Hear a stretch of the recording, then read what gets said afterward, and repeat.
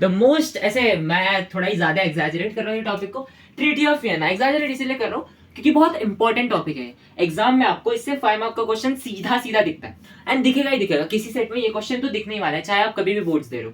जब तक ये बुक जो मैंने आपको दिखाई वो चल रही है तब तक ये सब तो आने वाला है।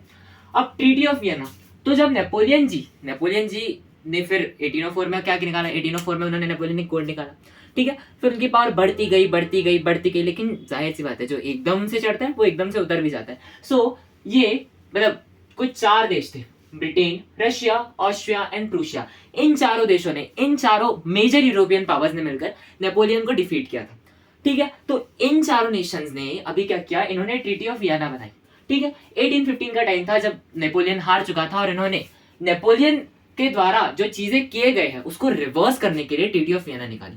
कुछ चीजें की, अब ट्रीटी ऑफ वियना एक ट्रीटी निकाली, ऐवे थोड़ी निकाली होगी, कुछ चेंजेस में इंट्रोड्यूस किए होंगे। So what were that changes?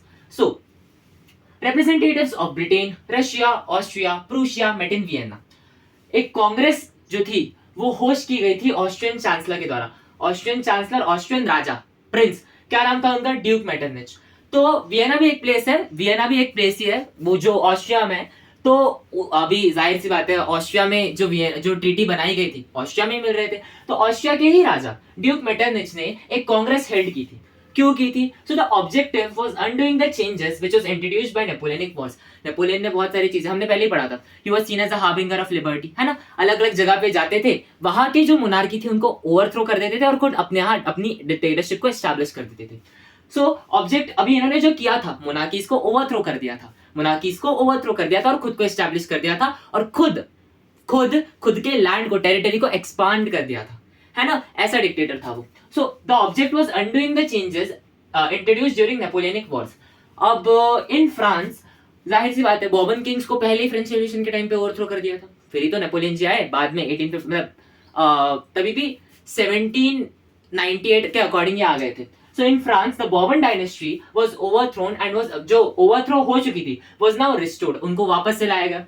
A series of states were established to prevent future expansion of France. France मान लो ये टेरिटरी है, ठीक है। फ्रांस की जो इतनी बड़ी बड़ी टेरिटरी है, मान लो इतनी बड़ी, ये ओरिजिनल फ्रांस था, अमीबा लग रहा है वो ये मान लो ओरिजिनल फ्रांस था, और फिर नेपोलियन ने एस्टैब्लिश कर करके इसको एक्सपांड किया इतना। तो अभी पहली चीज, फ्रांस ने नेपोलियन के टाइम पे जितने भी नई टेरिटरीज एक्वायर की थी वो सारी टेरिटरीज फ्रांस ने खो दी, एंड फ्रांस के अराउंड नई नई टेरिटरीज को ऐसे एस्टैब्लिश किया। क्यों? ताकि ये फ्रांस फ्यूचर में वापस से एक्सपांड ना कर पाए। So a series of states were established to prevent the future expansion of France. France का फ्यूचर में जो एक्सपांशन है उसे प्रिवेंट करने के लिए, उसे बढ़ाने के लिए क्या किया गया? एक सीरीज ऑफ स्टेट्स को एस्टैब्लिश किया गया। अब कौन सी थी वो स्टेट्स? तो अगर हम नॉर्थ की बात करें, सो किंगडम ऑफ नेदरलैंड्स, आज जो आप नेदरलैंड्स देखते हो उसमें पहले क्या होता था? पहले उसी नेदरलैंड में बेल्जियम हुआ करता था। सो kingdom of Netherlands including the Belgium was establish कहां पे? नॉर्थ में। नीचे अगर साउथ की बात करें तो जिनोवा और पिडमोंट को ज्वाइन कर दिया गया था ताकि एक बड़ी टेरिटरी बन सके। फिर ईस्ट में, अब ईस्ट की बात करें तो रशिया और पोलैंड आजू बाजू में ही, उनमें कॉन्फ्लिक्ट्स आज तक दिखते हैं आपको। सो पोलैंड का एक मेजर पार्ट रशिया को दिया गया था। क्यों? क्योंकि जाहिर सी बात है ना, इन चारों देशों ने ही जब नेपोलियन को हराया था तो टेरिटरीज को भी इन्हीं के अकॉर्डिंग डिवाइड कर दिया गया। अब ईस्ट में पोलैंड का एक मेजर पार्ट रशिया को दिया गया, वेस्ट में प्रूशिया को बहुत सारे वेस्टर्न फ्रंट फेयर पे कुछ टेरिटरीज थे उनको दे दिया, इंक्लूडिंग सैक्सनी। सैक्सनी एक बहुत इंपॉर्टेंट टेरिटरी थी और ये भी प्रूशिया को दे दी गई। अब जो नदर्न इटली था, अब जब आप इटालियन यूनिफिकेशन पढ़ोगे ना यार, तो उसमें भी आप ऑस्ट्रिया ने क्या कर लिया था? नदर्न इटली को ऐसे नदर्न इटली पे अपने कंजर्वेटिव फोर्सेस डाल दिए थे। सो ये जो नदर्न इटली था इस पे ऑस्ट्रिया को कंट्रोल दिया गया according to treaty of Vienna. अब the main intention was to restore the monarchies that had been overthrown by Napoleon. ये मैं आपको बता चुका हूं। लेकिन ये एक इंपॉर्टेंट पार्ट है, बच्चे भूल जाते हैं। The German Confederation of 39 states, which was established by Napoleon, was left untouched. जो 30, मैंने आपको बताया ना इसी के पहले, जो 39 states of countless principalities को यूनिफाई करके 39 स्टेट्स का कन्फेडरेशन बनाया गया था। सो ये जो जर्मन कन्फेडरेशन था, ये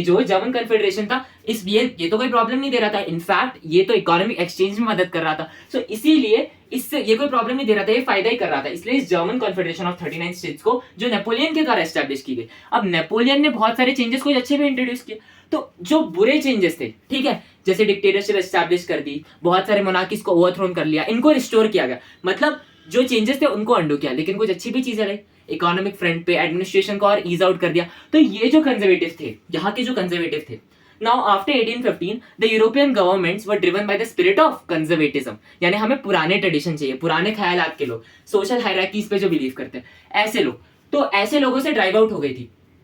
बट जो ऐसे लोग थे ना, इनको एकदम ही पुराने जमाने में नहीं जाना था, इन्हें कुछ मॉडर्न चीजों को भी एक्सेप्ट करना था। क्यों? क्योंकि इन मॉडर्न चेंजेस को इनकॉर्पोरेट करके वो जो कंजर्वेटिव लोग थे, वही कंजर्वेटिव फोर्सेस और स्ट्रांग हो जाएगी। जैसे एक modern army, efficient bureaucracy, dynamic economy, एक बहुत बड़ा इकोनॉमी, एक मॉडर्न आर्मी होनी चाहिए, एफिशिएंट ब्यूरोक्रेसी। ब्यूरोक्रेसी क्या होती है? जैसे सिविल सर्विस एग्जामिनेशन होते हैं, सो दे आर ब्यूरोक्रेट्स, है ना। ब्यूरोक्रेसी यानी ब्यूरोक्रेट्स से आते हैं, ब्यूरोक्रेट्स यानी जो सिविल सर्विस एग्जामिनेशंस देकर जो आते हैं। सो अगर आपके ब्यूरोक्रेट्स, जो आपके एग्जीक्यूटिव्स होंगे आपके आर्मी के, वो अगर अच्छे होंगे तो आपकी आर्मी भी बहुत ज्यादा एडवांस हो जाएगी, बहुत ज्यादा स्ट्रांग हो जाएगी, पावरफुल हो जाएगी। इसलिए एक एफिशिएंट ब्यूरोक्रेसी, एक डायनामिक इकोनॉमी, ये सारी चीजें कुछ होती है जो बहुत ज्यादा इंपॉर्टेंट होती है। तो कुछ मॉडर्नाइजेशंस को भी लाया गया जो नेपोलियन ने इंट्रोड्यूस किए थे। तो वैसे ही जर्मन कॉन्फेडरेशन ऑफ 39 स्टेट्स जो एस्टैब्लिश किए गए थे, उसको अनटच रखा गया। ये था ट्रीटी ऑफ वियना। अब मैंने इसके क्वेश्चंस इसीलिए नहीं लिखे क्योंकि यार आपको ना एक ही ट्रीटी दिखता है, मतलब पूरे हिस्ट्री के सिलेबस में आपको एक ही ट्रीटी के बारे में पढ़ना है। तो अगर आपको ट्रीटी ये वर्ड आ जाए, मतलब डायरेक्टली, वैसे इससे डायरेक्ट क्वेश्चन ही रहते हैं, आपको ट्रीटी ऑफ वियना या व्हाट वर द चेंजेस या एनालाइज द चेंजेस, हु